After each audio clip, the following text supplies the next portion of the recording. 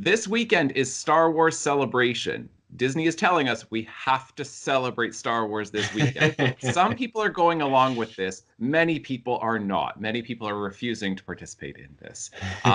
Welcome to Ignore the Bell. I'm Nathan. I'm Tyler. And I'm Luke. So we are going to do, this is a bonus video for the podcast. We're not going to release it on Monday. It's going to come out, I think it'll be later today, so Saturday. And in part, what we're really doing is we're reacting to the teaser trailer from Star Wars Celebration for Episode 9, which is going to come out this December. And the title of the new film, which we just heard, and then other stuff that's come out of Star Wars Celebration this weekend. Yep. Yeah, and before we get started, I figure if anybody, if you have not watched the podcast before, then just a little quick introduction to each one of us. So I think we've got a pretty good range of viewpoints on this and pretty representative of Star Wars fans in general. So for me, I am pretty much a classic Star Wars fan where I really like the original films, episodes 4, 5, and 6, prequels, and then the newer films, Force Awakens, there's parts of it that I like, and then The Last Jedi, it's I hate you, I hate everything that's happened, I'm never going to another Star Wars movie again. That's basically where I'm at. Now, Tyler, you are certainly the... I would say I'm a fan of the feature films, and not so much the expanded universe. That is a pretty good description for you. And then Luke, you like everything. Yeah, expanded universe, video games, pretty much everything, even the movies, well, depending on the movie. But even then, I would say there's not really a Star Wars movie that I really dislike. Just some parts of it that I was like, not so good, but yeah. So there you go. So you've got a pretty good range you can identify with, any one of us, I'm sure. And I think that's pretty much Star Wars fans in general, where they're at, is that they're either like me, where it's like I really liked it up until a certain point, now I'm really unhappy, or I really, really like the films, but I don't get into anything beyond that, or I like everything Star Wars. So hopefully, we're offering a pretty good range of viewpoints here. And like I say, it's going to be a shorter one, mostly just reacting to the title, the teaser trailer, and then other news that came up from Star Wars Celebration this weekend. So I hope you enjoy. Oh man, I wish this discussion could go on forever. Ignore the bell! We're gonna keep going, people! All right, so we are talking about Star Wars Celebration, and I think let's just get right into it. Let's talk. Do you guys want to talk immediately about the title, or do you want to talk about the trailer? Because I've definitely got views on both. I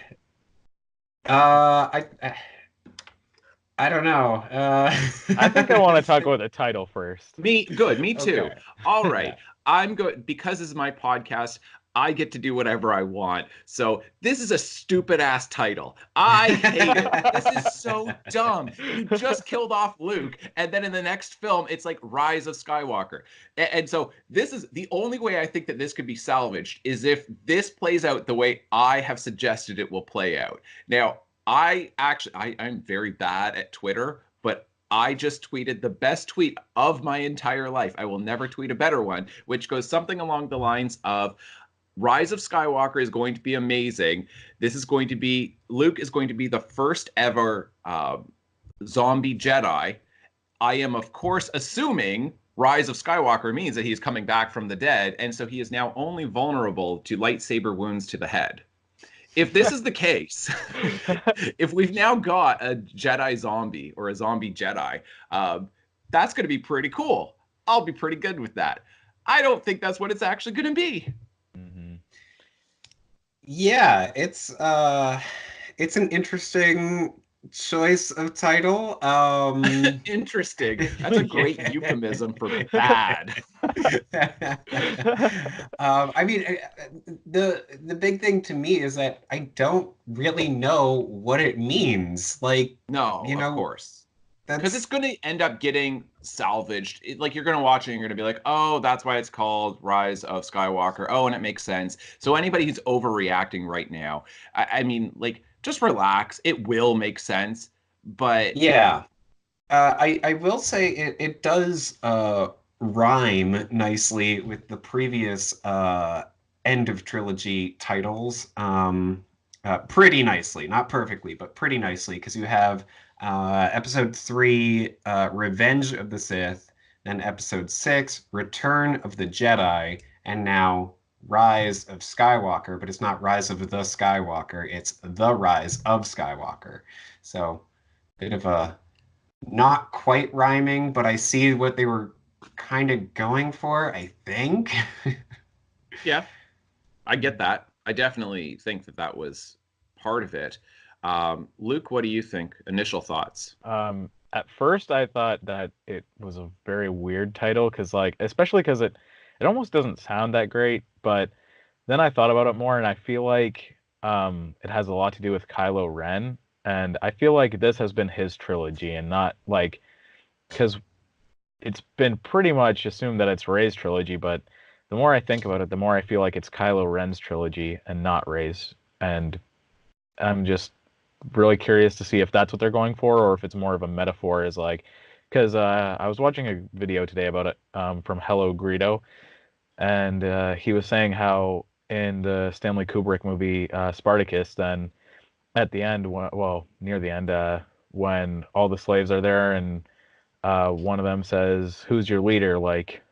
Who is Spartacus? And then right when Spartacus is about to stand up and say, "I am Spartacus," then everyone starts to stand up other than him and start saying, "I am Spartacus." So they, Hello Greedo was saying how he thinks that might be something that is kind of what they're going for. Like all the resistance is going to kind of say, "I am Skywalker," and it's like more of a metaphorical kind of thing and a viewpoint rather than a person, which is interesting. And I think it could go that way. So we'll have to see, I guess. Right. Yeah, Tyler, you look like you're desperate to get in here. Well, I had heard the same the same theory, and yeah, I don't know, like this idea of everyone is Skywalker. Like I'm like, okay, I guess that could work. I honestly, I'm just so confused by this title.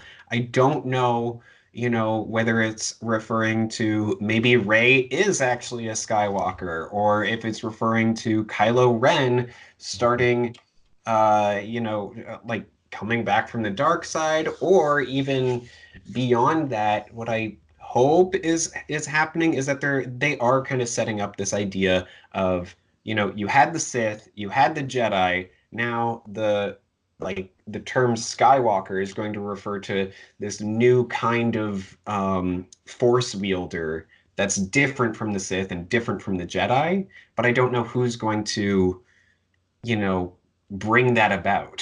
Whether that's going to be, Rey carrying on the legacy of Luke by saying, oh yeah, like this is going to be something completely different from the Jedi, and but it's in memory of him, so yeah, the rise of something known as Skywalker. Maybe not everybody is Skywalker, but maybe it's a new, term for some kind of order or something. Mm-hmm. So my view on this is that, like I say, I think it will make sense once you actually watch the film. Mm-hmm. And I think that people shouldn't overreact. With that being said, this title is stupid in 8 different kinds of ways. I mean, it's stupid in so many different ways. Because if it's supposed to be about Kylo Ren, well, he's a Solo, is he not? Yeah. Yeah. So then you're just going to, like, pardon how vulgar I'm going to be, but you're just going to, like, take a dump on Han and say your family legacy doesn't count. It's really the Skywalker family. So you don't want to do that to Han Solo. So if that's the case, it's stupid for that reason.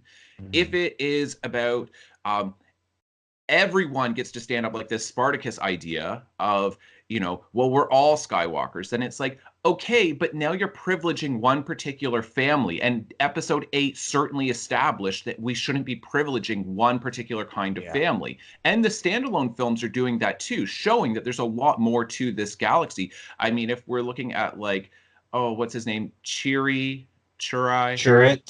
Sure. Yeah. Like with him, then it's like because the podcast that we did for Rogue One hasn't come out yet, but we talked at length about that of, you know, he is interacting with the Force in a different kind of way. And it seems like the films themselves have been trying to distance themselves from this idea that it is one particular family that gets to be privileged in this universe. And then they come out with this title on top of the fact that we know that you've killed off Luke, and so that's already happened. And then you call the next film Rise of Skywalker, and then within the trailer itself, then you've got his voice all over it, and it's just like, just kidding, we killed him off, but death means nothing. What? Like, you can't have it both ways. You can't establish that death is significant and meaningful if you're just going to be like, actually, he's going to play an even bigger role now, to the point where we'll call the next film Rise of Skywalker. So if it's about Luke, then I'm like, well, that doesn't make sense either. Or if it's about Leia, well, I'm not entirely sure, because I thought this entire new saga trilogy was supposed to be passing on the torch to a new generation. So why would you end it with Rise of Skywalker, not End of Skywalker, not Fall? Why would you end it with Rise if you're supposed to be getting away from it? And is this just an ugly cash grab from Disney saying that the only way that we think we're going to make money after the huge backlash we've had with Episode 8, with The Last Jedi, or with Rogue One, that the only way we're going to salvage this is if we prominently feature Skywalker in the title, if we make sure that we've got Lando, who's very visible in this. It's just like, it is the established characters that people will go for. And while some people like the newer characters, like they in that teaser trailer, they are background characters at best. And it just seems like, are you doing this just because you know that that's the best way to make money and not the best particular kind of storytelling? That's what, I don't know if that was 8, but that was a whole bunch of reasons why it's stupid. Yeah, too bad you didn't get to 9. I know, right? Right. Yeah. Yeah. No, I agree. There are a lot of different ways that this title is. It lands a little funny, and like, it probably, like, it will make sense once you see the film. I'm sure it will. All that being said, I'm sure it will. Yeah, but at this point, then it is just kind of like, oh, okay, that's an interesting way to end a trilogy. And I mean, it does call to mind, The Dark Knight Rises, and it's his last film, and I'm like, wait, what? I know. It's such a bad tone, right? Like, I mean, rise can mean many things. Like, I was like looking up, the dictionary definition, and like, it can mean like, coming, like being elevated to a higher place. So, if Luke Skywalker is being elevated to a higher place where he's no longer, just a Jedi, now he's, some kind of like god or whatever, some religious figure to them.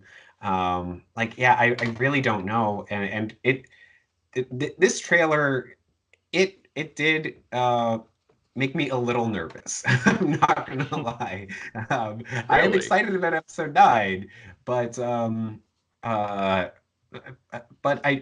mean, I like, I like a lot of parts of the trailer. I really love seeing Lando in the Falcon. That was just great. My goodness, Billy D. Williams is 82 years old. Yeah. Really? Yeah. Wow. Does he still have his pilot's license to be flying that ship through space? Still got the same clothes, so I don't know. That's the best. That's the absolute best. It's like these old people where they stopped adapting to fashion at a certain point. Like, they hit like their late 30s or early 40s, and they're just like, this is the haircut I will always have. These are the types of clothes. Like, I'm perpetually in the 1970s, and I'm just gonna do this forever. Like, everyone in the galaxy is like looking at Lando, and it's like, I'm sure that was cool at one point, but man, does that look dated. Yeah. So the biggest thing that worries me with this trailer is the last thing you hear. Yeah. Of course. Emperor Palpatine laughing. I'm so confused. What in the world are you thinking? Like, they can't say that he survived episode 6, right? Hey, our podcast, I don't think has come out on this yet, but I know for a fact that we talked about this idea that maybe he's not actually dead, because if you can have what's his name from episode 1, Phantom Menace, Darth Maul. Yeah, if you could have Darth Maul, who, like, if you've only seen the films and you're like, he was dead because he got cut in half, but then what is it in the animated series? Then he's got robot legs or something. Yeah, in the Clone Wars animated series, yeah, he's got robot legs and all that. Right. So we talked at length about this on the podcast. Yeah. And we're like, well, then according to that, then how on earth is, the Emperor going to actually be dead then? Like, so what if he got thrown down that thing and there's an explosion? Like, he's going to come back like Doc Ock with all kinds of different limbs attached to his body. And then it happened. Yeah. It's like, are you physically going to bring him back? Because I think that's one possibility.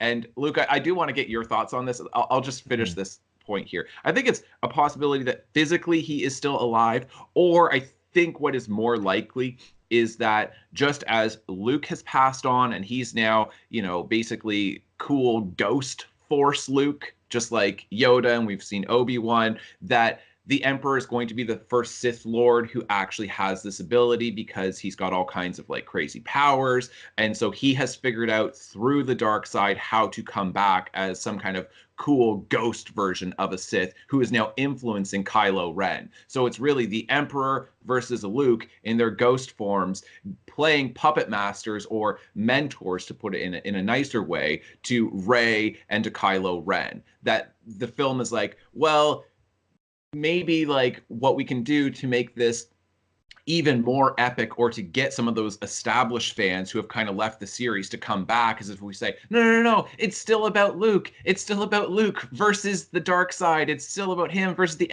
Empire. But instead, like, they'll be going through these avatars as they influence them with Rey and with Kylo Ren. That's my prediction of what this is ultimately doing. Luke, I want to hear your thoughts on this. Well, honestly, if that happened, what you're talking about, I would actually be pretty interested and pretty excited about that. But I know, me too. I I'm like, that actually would be good. But I think that the most likely scenario is that he's just a vision that either Kylo Ren or Rey is having. And but if he does come back, oh boy, I am not excited at all. Is that three Star Wars fans who all have very different opinions, who are all like, if he comes back, like, we're all on a consensus? And Disney and Lucasfilm aren't going to know, because they're going to be there, and it's nothing but sycophantic applause, right, of everybody, no matter what it is. It could be like Star Wars Episode 9. The worst film yet, and people will be like, that's so brave and edgy, and I love it, and you're so great. Like, you could do anything and people there would applaud. Yeah, no, I mean, it's I don't know, the reason why I think that, that I am like really worried about how large a role the Emperor is going to play in this film is, well, two things really. One, they featured him in this teaser trailer.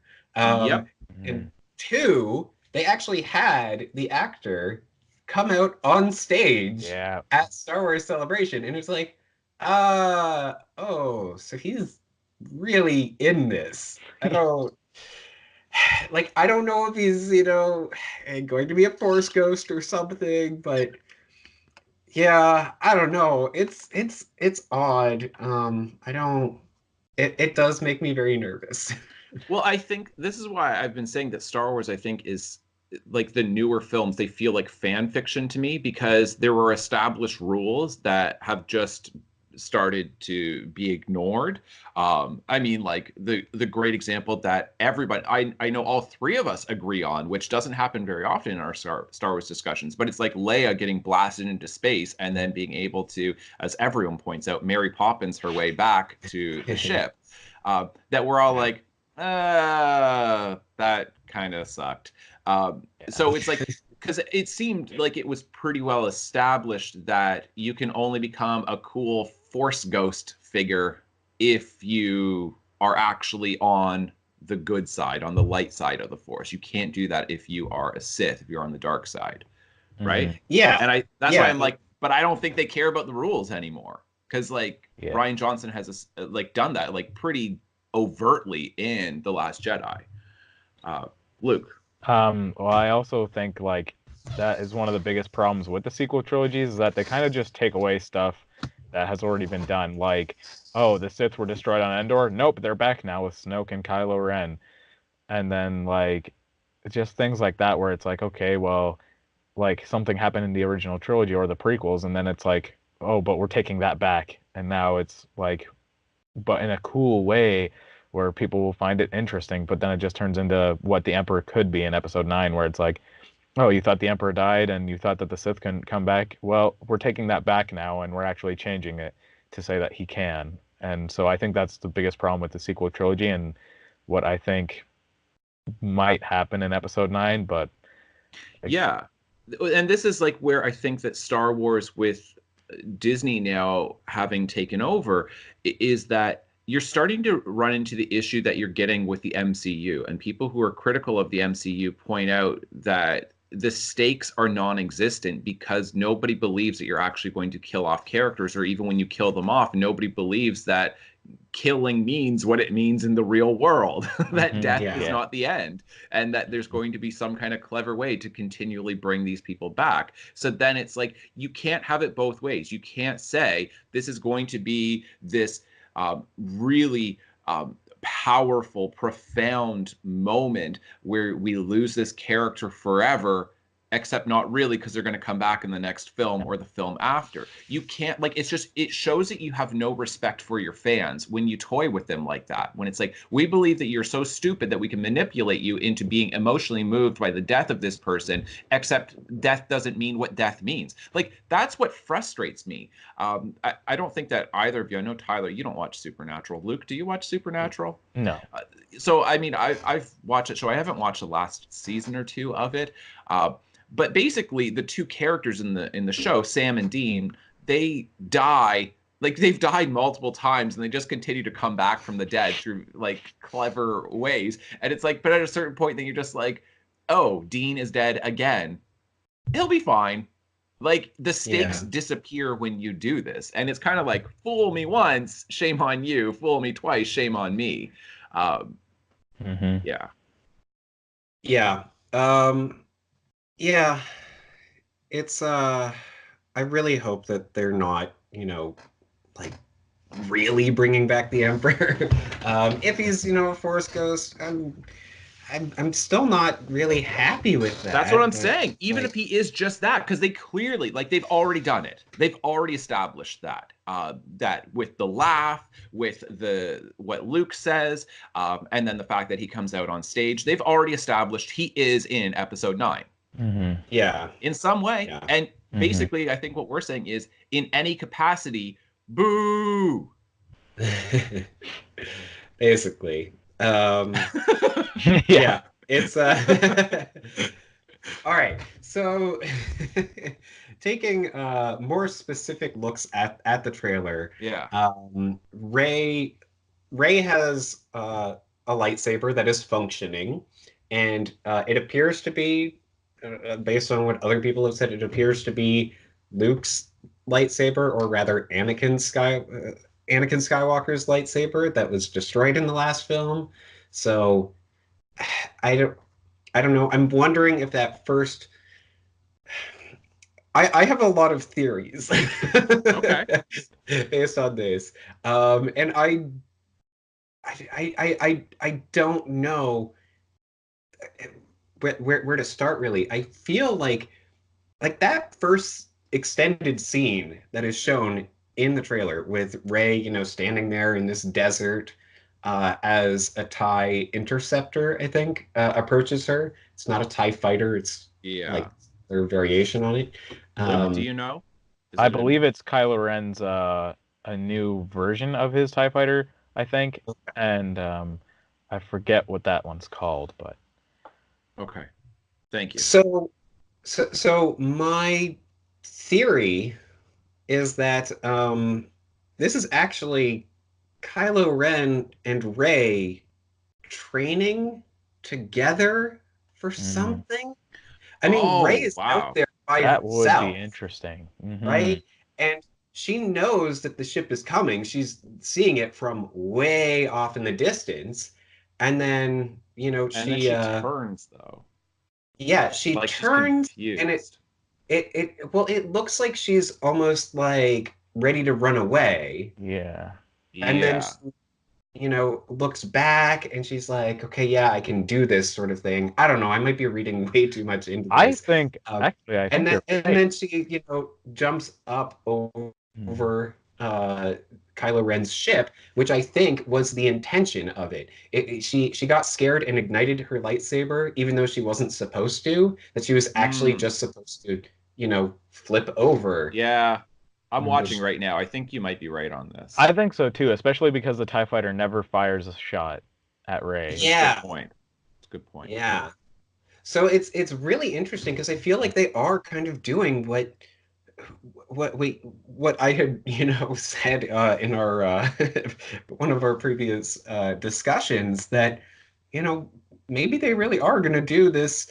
Kylo Ren and Rey are discovering some new order, not the Sith, not the Jedi, but something completely new. And that's what I'm thinking. And it's very odd though, because then you see Kylo Ren is fighting alongside stormtroopers in another shot, and then the stormtroopers are fighting against, or it would appear to be stormtroopers with jetpacks, are fighting against Poe and Finn and them.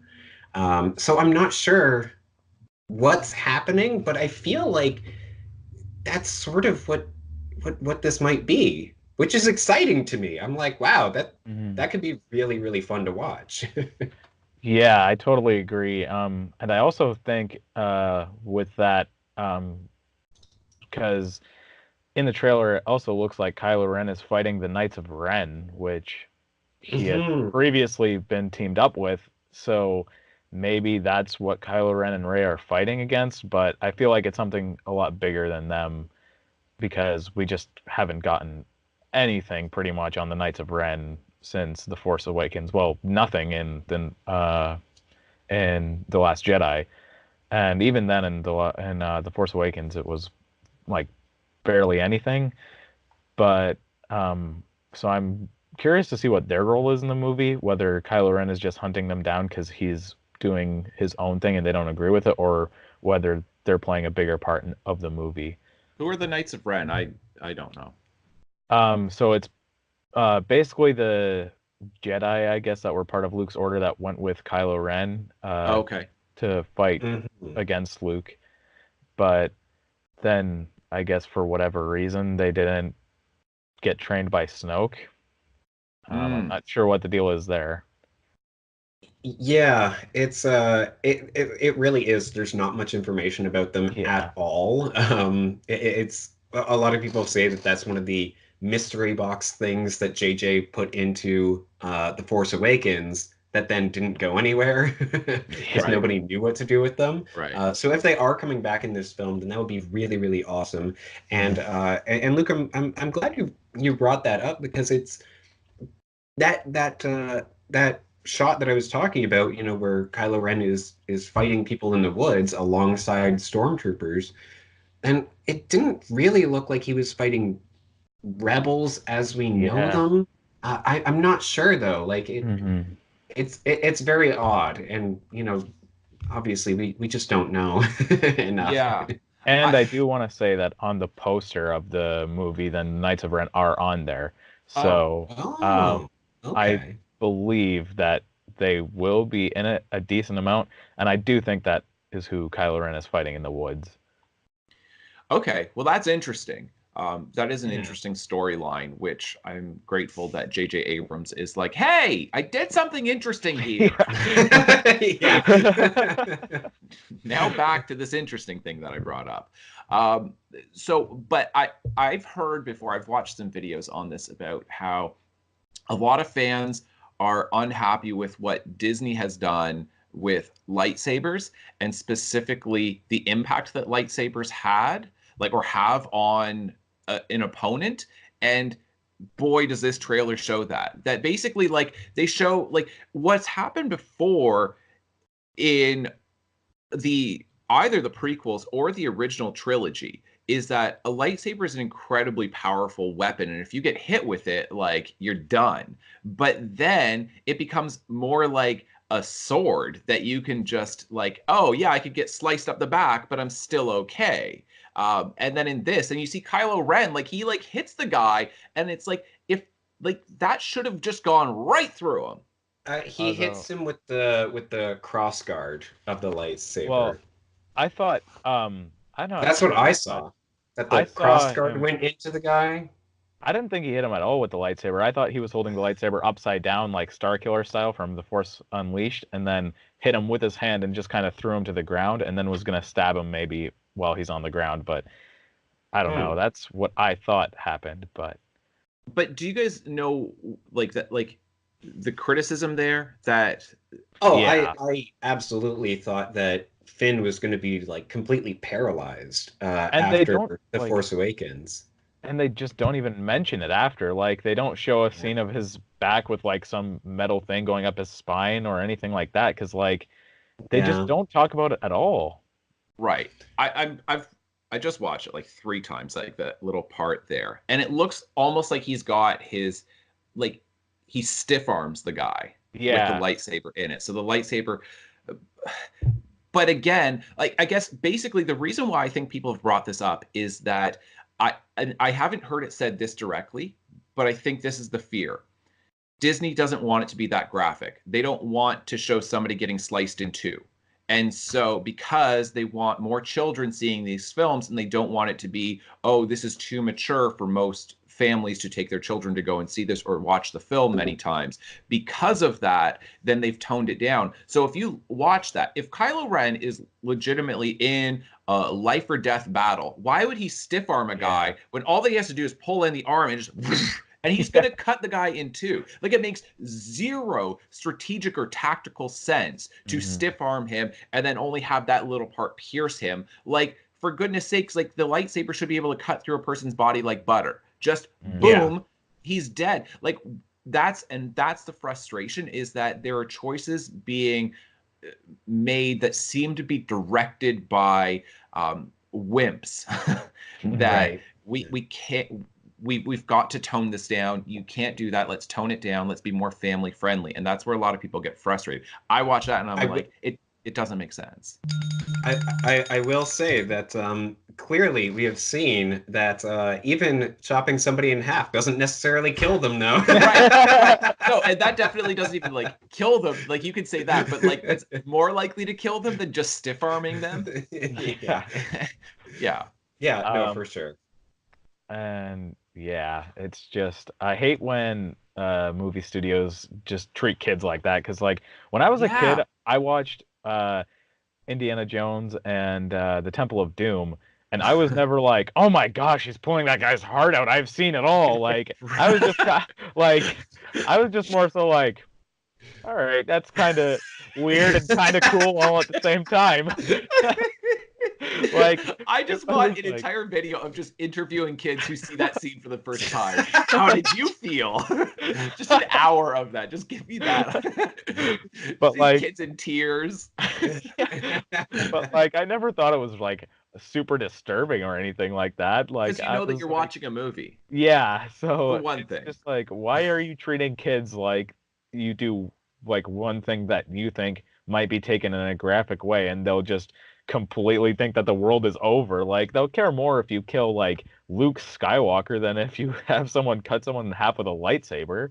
Yeah. All right. So with the trailer, so we've talked about a couple things that we see. Honestly, there's not too much to pull apart here, except for that. I mean, we get to see kind of like a different planet, which seems to be like, it's very dark, and there's like a city in these mountains or something.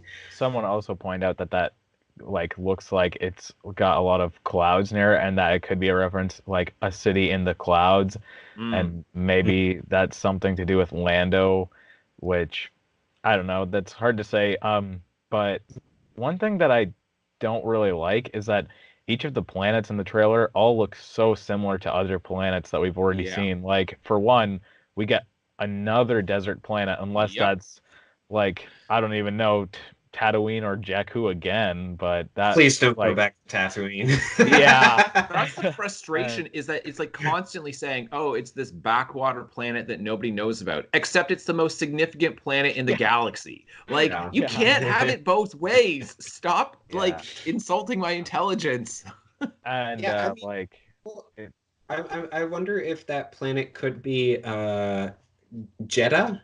yeah. It kind of resembles that more than anything, the Mhm. rock formations. So it would be interesting if Rey is going back to, to visit the Jedi temples, and then because then we also have, the last shot of this trailer is you see the Death Star in the water. So Mhm. she's, going back to the Death Star to get something. I don't know. It's interesting. It feels like they're maybe going on a quest to Yeah. find relics of both the Mhm. Jedi Order and the Sith. Uh, yeah, I don't know. That's my theory. Yeah, I also think that that is a big possibility, and like even then, like so I just want to say, like, if they brought in a new desert planet, I would be extremely frustrated because Yeah. like how many desert planets are there in Star Wars? I mean, Geonosis, and then Yeah. Tatooine, Jakku, Jeddah, like that's four in just the main continuity. We don't even know if in the expanded universe how many more there are. And Yeah. then like that planet at the end where the Death Star is, it could either be Yavin 4 because that's where the Death Star was near in the first one when they blew it up, and Endor because that's where they were near in episode 6, although it doesn't really look like that. And to me, it looks a lot like Octu, and I'm just like, these planets don't look new. They just look like things that you couldn't come up with a new planet, so you just decided to make it resemble a different planet from Star Wars. Yeah. Yeah. I, I I think mean, part of it is that if you're trying to film these things, then you need to have, like, there's a desire to have certain visuals, right? Where it seems like you're kind of doing backwards design here, where you're saying, this is what I want. I want to see, you know, Ray and then this TIE, interceptor or whatever it is, this TIE fighter that comes in, and you get to see that full landscape that a desert offers you, the landscape to be able to see like this tiny little individual and then this thing. Whereas if you're dealing with rolling hills, you can't see that as much. If you're dealing with a forest, you can't see that as much. If it's mountainous, you can't see that as much. But a desert or like a tundra work really well. yeah.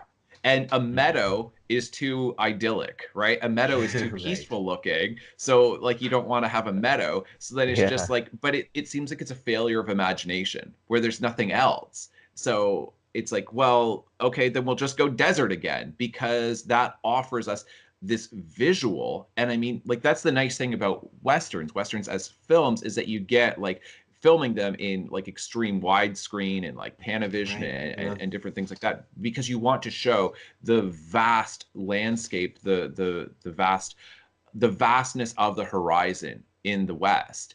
And Mhm. that works well visually to be able to see ships that are coming across. Um, but there's also a certain amount of, offer us something new, please. You are Disney. You have got more money than anyone. Can you Yeah. please, and I mean, I don't, like I said, I just feel like it's a bit of a failure of imagination. Mhm. Yeah, especially with this being featured so prominently in the first images that we see of this film. Yeah. Because, if it's like, oh yeah, well there is, this desert, then that's fine. But, it would be nice to see something like even the Kylo Ren fight in the woods. That planet looked really really interesting because it's got, like this reddish hue to the Yeah. background, Mhm. like just to the atmosphere, right? It seemed like. Mhm. Um, yeah. In regards to what planet it is that the Death Star is crashed on, I heard that apparently some people are thinking um, that it is not the moon of Endor, which is where the original Death Star Mhm. was orbiting. It was orbiting the moon, but it actually would have landed on the planet. So now we're getting to see the planet Endor, but apparently, because people kept getting confused with it being the moon of Endor, then Mhm. now they've just renamed the moon Endor, and so the planet might have a different name now. Um, so, Yeah, that would so be I could see that being a interesting. possibility. Yeah. And then one other planet that I want to point out is that one with the city that looks like it's on all these rocks, because that looks like the planet from Star Wars Rogue One, where uh, Oh, the planet where Cassian is about to snipe Jin's father, and Mm. like when I first saw that, I was like, oh, are they going back to that planet? And then they showed the city, and I was like, oh, well, there's a city, so maybe not. But it looks so similar to that city, I mean, to that planet, and I just like I want a little more originality. Like, why does every planet in Star Wars seem to only have one type of landscape? It's either this planet is rocks, this planet is water, this planet is lava, this planet is a forest. Like, It is is such there a no great planet? point Like, because, like, obviously, there's a certain amount of, like, no matter how diverse the visuals are within a film, unless you're using CGI, you're still filming on Earth. So you're showing, right. look at how many different planets are on this galaxy, and it's like that's just Earth. Look at how many different like ecosystems and regions we have on Earth. Like Earth is just a crazy planet for diversity, for having like we have yeah, volcanoes, we have Yeah. deserts, we have the tundra, we have forests, we have jungles, we have mountains, we have the plains, we have all of those things. And so it's like, but how come then Star Wars yeah, planets have no diversity if just our one planet has got that much? Like it's just I don't know. It just Yeah. seems so simplistic. It's like a third grader doing drawings. It's like this planet is a volcano planet and this one is an ice planet. And it's just like you know Yeah. that you can have those things all on the same planet, right? Like, yeah, hello, Yeah. writers at Disney, you do understand that? Naboo was a great example of that actually. It had, these sprawling hills, but it also had this whole underwater ecosystem where Yeah, that's apparently you true. could go right through the center of the planet. And it had, yeah. these giant cities. That's So true. Yeah, uh, that was a good example of yeah, that's a good point. Mhm. and in terms of creativity, I mean, Rogue One gave us a beach planet, which was so incredible. It's like such crazy Yeah, different Stood out visuals. like crazy in the Star Wars Yeah, universe. Just yeah. having palm trees, like crazy. It was like, yeah, yeah, And that's something that I wanted to see a little more of in Star Wars 9. Like, yeah, you don't have to have a planet that's got all these different kinds of landscapes, but like at least something new like a tropical planet or something yeah. like that. Because other than that, I mean, again, we're just getting desert planet upon desert planet. And like, Yeah, is this and wouldn't that another make one? sense in part too, if you're thinking from a Disney executive standpoint, that it's like, well, you've got these like these theme parks just in the United States, in California and in Florida. I'm pretty sure it's fairly easy to simulate a tropical environment, considering that you're in the subtropics, like certainly in Florida. Yeah. It's yeah. like you can actually have palm trees here. Hello. Yeah.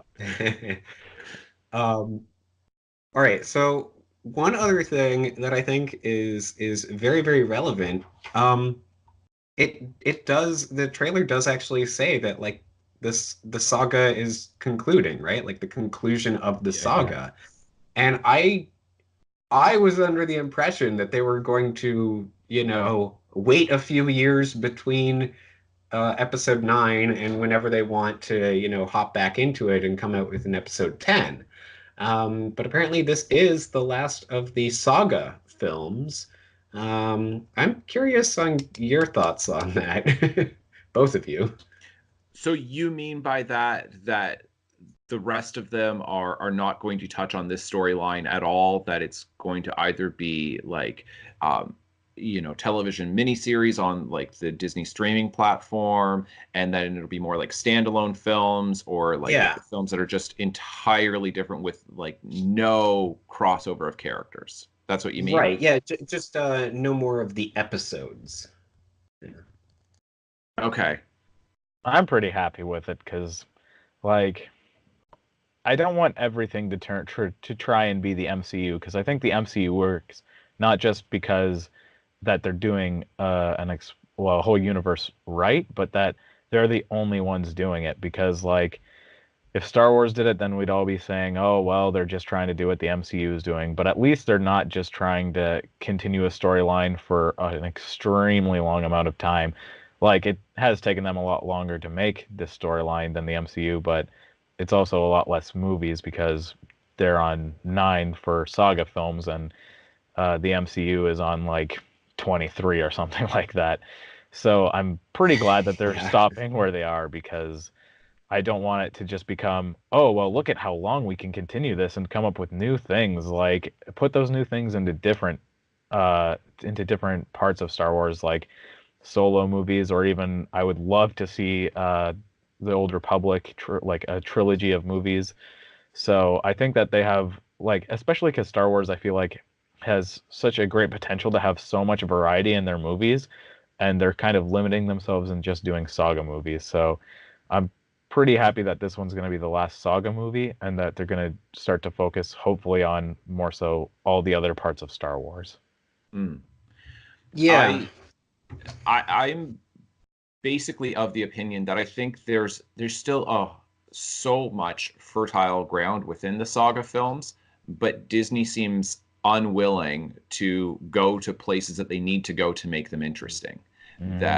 And so because of that, like, I think you could still make, like, I think that you could make an amazing episode 10, 11, 12, like up to 15, up to 20. I think you can make brilliant ones, but not the way Disney is willing to make these films. And for that reason, then I'm like, well, then I guess I'm happy that they're ending, because I'd rather have no film than a film that just infuriates me. So yeah, it's so I'm somewhat disappointed, but I'm also okay with it, because I just don't think that with Disney owning this franchise, that they're willing to take the risks that they need to take to make really amazing, impressive films. Instead, I think like they're constantly playing it safe, and yeah.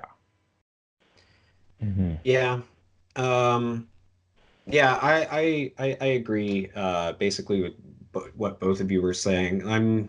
It's a little sad to think that this is, the end of an era, so to speak. But I mean, they are gonna, keep coming out with more and more films in the Star Wars galaxy, just not, specifically tied to, I suppose, the Skywalker family, because I believe it's been referred to as the Skywalker saga before. So yeah, it's and I mean, Rian Johnson is apparently still signed on to do his new trilogy.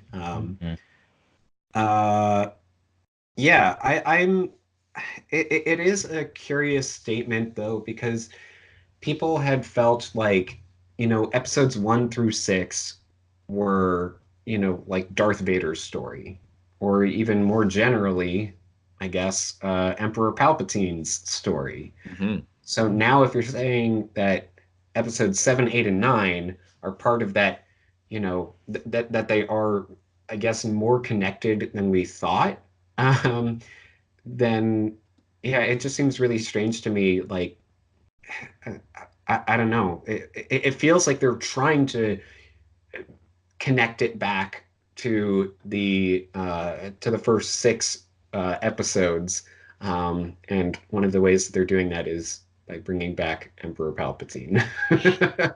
So I'm not happy with that. Yeah, and I guess, like, because what I was saying, I want to make sure that I'm not being misunderstood. What I'm saying, that Disney is not being brave, because, like, I think it is brave to bring back Palpatine, but there's a timidity in so much of it. Like I say, the way lightsabers are being used, or the way The Force Awakens was a very safe film, like very safe.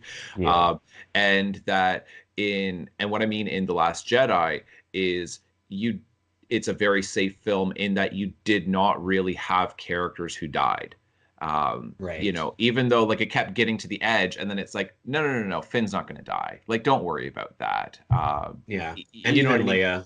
Right. Leia's not actually going to die. She gets blasted into space, but she's not going to die. Then I'm like, well, if those are the types of films that we're going to get, and that's what I mean when they're playing it safe. Like, there are some choices that are fairly brave, but the films in general, they feel just like it's constantly being toned down where there are no stakes.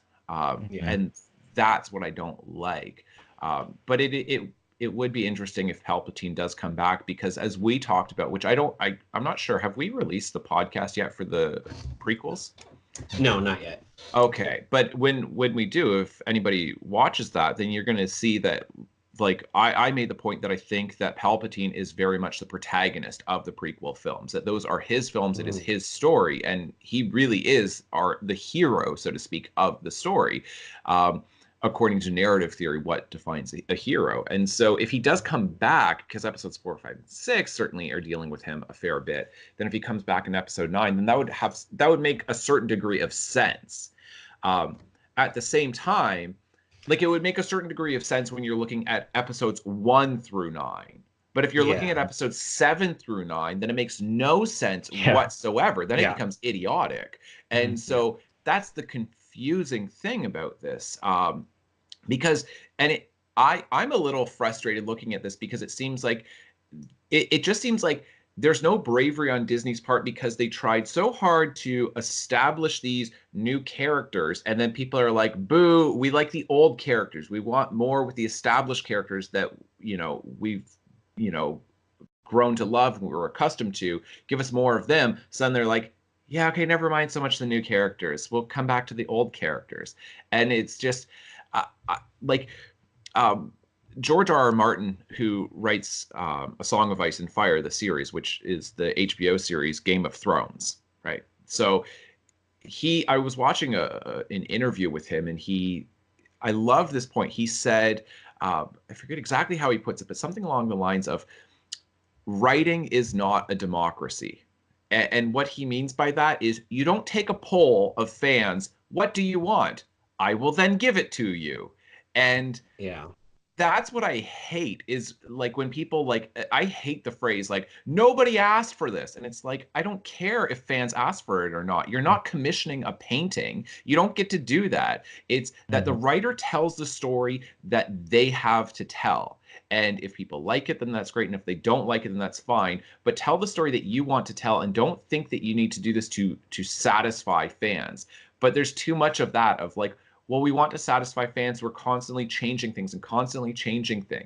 And so I think, like, you get episode 7 and people are like, oh, it's too close to episode 4. All right, we'll go in a whole other direction. It's too reactive to how fans are responding to this. And instead, just be brave. Go out there and tell the stories that you want to tell. And if people don't like them initially, like, that's fine, because oftentimes, like, brilliant movies don't always get recognized as being brilliant for a while, because sometimes it takes a little bit for other fans to come in and say, I wasn't really a Star Wars fan, but then I watched this and I was like, wow, that blew me away. But instead, there just seems to be this insistence on, well, we've got to keep the fans happy because that's where the money comes from. So we'll just keep changing things to try to make them happy. And I think that is a recipe for making bad films time after time after time. You're just going to make bad films if you're trying to constantly please people. And I think that's why the spin-off movies have been as good as they have been, Solo and Rogue One, at least in my opinion, because, well, for one, they have had, like, they can't just react to something because they only make one movie and then they're done with it.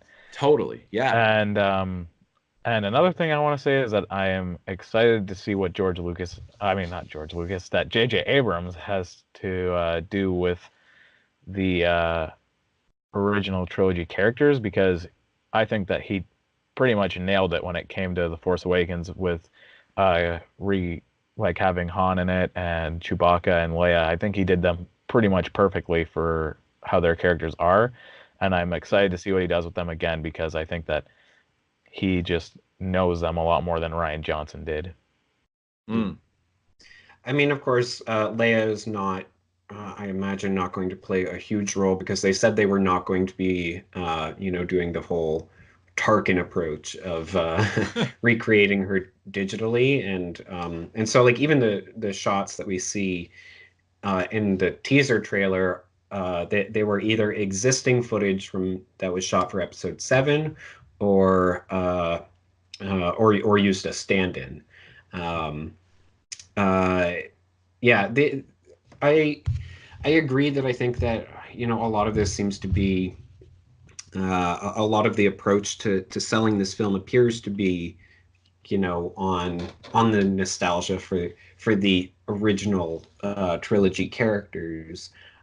However, they did also say that they wanted that like this film is going to be like all of the main characters going on a quest together because there's so much chemistry between them. So between Finn and Poe and Rey. And Rose, who is not seen. Apparently, when the actress who plays Rose came on stage, and she got a standing ovation, which was really nice of the fans there to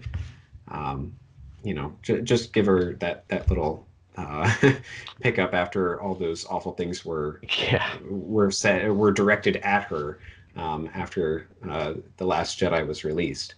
Regardless of how you feel about her character, then right. Like, I mean, I for one absolutely hate her character, but like as an actress, then like she nailed it.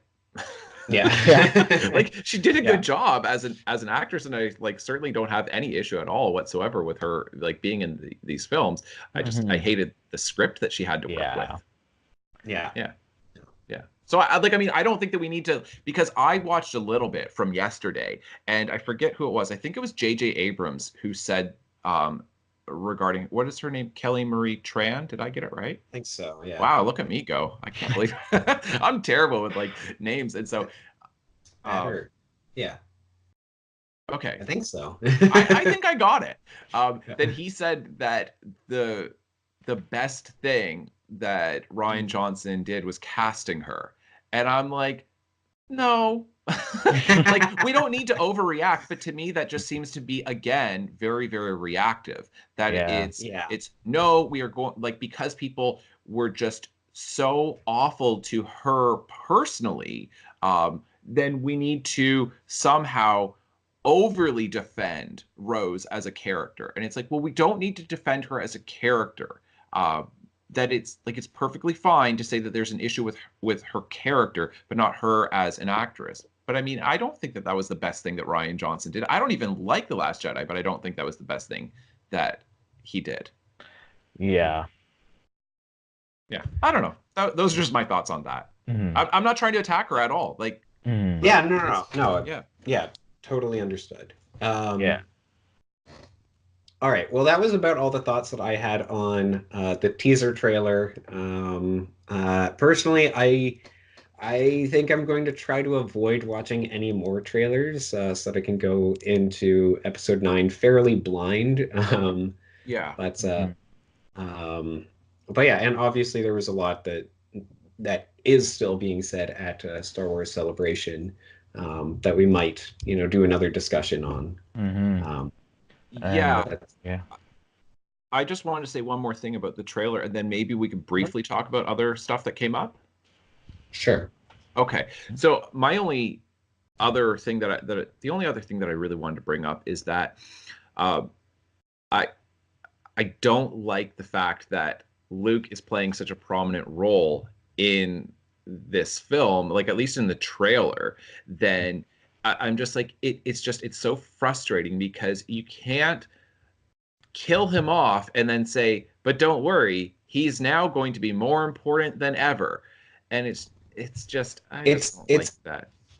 It's really strange because all three of these films and like the first media that we've gotten of them has featured Luke prominently. Like he he gave a voiceover for both of the previous films' trailers. Yeah. So it's very strange that they are. And I mean, like I love Mark Hamill, and of course, Luke Skywalker is an iconic character, but it does still seem very unusual. It seems manipulative. Yeah. That's my issue. It's that you are trying to manipulate me into being excited about this. And you're saying, like, you know that you love Luke Skywalker. You know you want to know what's going on with him. You know that you want a little bit more of his story. And then it's like, but then they just pull the rug out from under you. With The Force Awakens, they certainly did that, where it's just like you get like 3 seconds of him and not even a line of dialogue. And it's like, I paid good money for this. Literally in the theater, the guy behind me, he was like drunk, like nobody's business. I'm not kidding. It was the worst experience. He literally, like, everyone in the theater was complaining, and then like the manager had to come in and all that, and the guy kept hiding it. But then afterwards, you saw him, he had a bottle of Jack Daniels, and there was only like a quarter left by the end of the film. And so anyway, this is him. I don't know how many times he said this in the film. He was like 40 something years old and goes, "Where's Luke? I want Luke. When is Luke coming? I want to see Luke," for the entire film. And I'm like, oh my goodness. I mean, shut up, buddy. But at the same time, yeah, we all feel that way. Like, where is he? Yeah. Also, the surprising thing was, when I was watching The Force Awakens, everyone clapped when someone from the original trilogy showed up, except for Luke. And I was like, oh, well, that's kind of interesting, because it's like one of the biggest parts of the movie, but they'll clap when we see the Millennium Falcon, like, right. But we don't clap when Luke shows up. I was like, okay, that seems kind of weird. And I also want to say that I just don't like his lines in the trailer, because, like, they're not even true. Like, he says, "We've taught you everything we know." Well, you didn't teach her pretty much anything in episode 8. So, I mean, that's not true. There's a long time gap between 8 and 9, so I guess he taught her everything as a Force ghost. I guess so. Yeah. So, okay, I've got the captions going on the trailer here. This is what he says. So he says, "We've passed on all we know." Sorry, you're going to have to wait. 1,000 generations live in you now. Waiting for the ship to get closer. It's very dramatic. But this is your fight. Every generation has a legend. That's like comes up as like the title. That also showed up in the Phantom Menace trailer back in the day. So I'm pretty surprised that they used "Every Generation Has a Legend," because that was for a Phantom Menace trailer. Yeah, I didn't even understand what that's supposed to mean in the trailer. No, it's such a contradiction. It makes no sense. Is she a legend for her particular generation, or 1,000 generations live in you now? Is she like a once in 1,000 generations Jedi, or is she a generational Jedi? Pick one, because your trailer seems to contradict itself, where it's saying, like, look, everything that 1,000 generations of Jedi have learned, that's all in you. And it's like, whoa, that means I am like this Jedi, like a 1 in 1,000 generation Jedi. And then it's like, every generation has a legend. And then it's like, so she's no more of a legend then than Luke or Anakin? Yeah. Which one is it? You can't have it both ways. And yet that's exactly what seems to be happening here. Yeah. I feel like that line just has to be referring to fans or to audiences and saying, but yeah, it's like, it's so weird to put that in a trailer. Mm-hmm. Yeah. Like, yeah. Okay. And does that mean like 1,000, like all of the thousands of generations of Jedi are in the sacred Jedi texts? Because I mean, that's a lot of stuff for in books that didn't look all that thick to me. Good point. And like, why the hell didn't Luke read? Like, was he illiterate? I don't understand. He doesn't read the sacred text, but then Rey's like, books, I love books. These ancient scrolls, let me take them. And then it's like, now she's learned stuff that nobody else learned, because did they not have English class at the Jedi Temple? Like, they never taught like basic reading, and like that. It's just like, I believe it would be Arabic class. Right. That's the language, right? So in any case, they don't have a reading class. They don't have a literacy Yeah. class. And it's just like, you are the most powerful Jedi ever because you are the first one who knows how to read. Yeah. Like for all the 30 years that Luke was there, he just decided instead to stare off into space and think about things rather than read some books. But That's Rey's right. over here and she reads them all in 3 years or however long it takes to get to this movie. I mean, Luke wasn't there for 30 years. He was there That's for true. like he left after Kylo Ren turned evil. Yeah. So I don't know. It wasn't 30 years. It was a Okay. few years. Okay. But yeah, it's So, okay, do you guys want to talk very briefly about other stuff that's come up? I apparently have food waiting for me. Oh, okay. Well, Um, maybe we'll do this again tomorrow. We could talk about other stuff like The Mandalorian, I believe. Yeah. Are we getting a trailer for that tomorrow? I'm not Or sure so- if there's a trailer, but there will be a lot of talk about it because Jon Favreau and Dave Filoni, who directed the first episode, I believe the first episode anyway, will be talking about it. And I'm assuming there's going to be a trailer, but it's kind of unclear at this point. And there's also a Clone Wars Season 7 trailer. Well, I'm assuming there's going to be a trailer, but again, we'll see, which I will probably be excited about. And then also, I just checked a little bit ago, like a few minutes ago, and there is a trailer for the new video game that's coming out this year for Star Wars called Star Wars Jedi Fallen Order, which is about a Jedi trying to survive after the events of Order 66, which is like such an overused story because, an apprentice watched his master die and now he's escaped because the master said to go run away while I defend them. And then they run away and then they get depressed because their master died and all their friends. So they become a drunk and then they find a reason to fight, but they inevitably die at the end of the story because they're not in the original trilogy. Like, it's just like, Sounds like you've goodness, already I am played it. so sick of that storyline. yeah, like it's just just been. Oh yeah, Order 66 took out all the Jedi. Never mind, half of them Yeah. survived. Like, stop it! Like, Either giant genocide or it wasn't. Just yeah. Yeah. sick of it. So maybe tomorrow, then we could talk about that. And I'm also interested. I was listening to a little bit about some of the stuff that's going to be happening at the theme parks. I am kind of interested in that because I do actually plan on going to check it out probably later this year, maybe December. So at Disney World in Florida. So maybe we could talk a little bit tomorrow about some of the other things. But otherwise, that was pretty good. Like that was a good discussion on the trailer and the title and Yeah. All right, so no guarantees, people, but there might be another bonus episode tomorrow. All right, thanks so much for watching. Bye. Bye. Bye. Ignore the bell, people. We're gonna keep going. We're still ignoring it. Don't worry. I don't know what that. I think that's the fire drill. All right, we're gonna go home. Yeah. All right, we're done.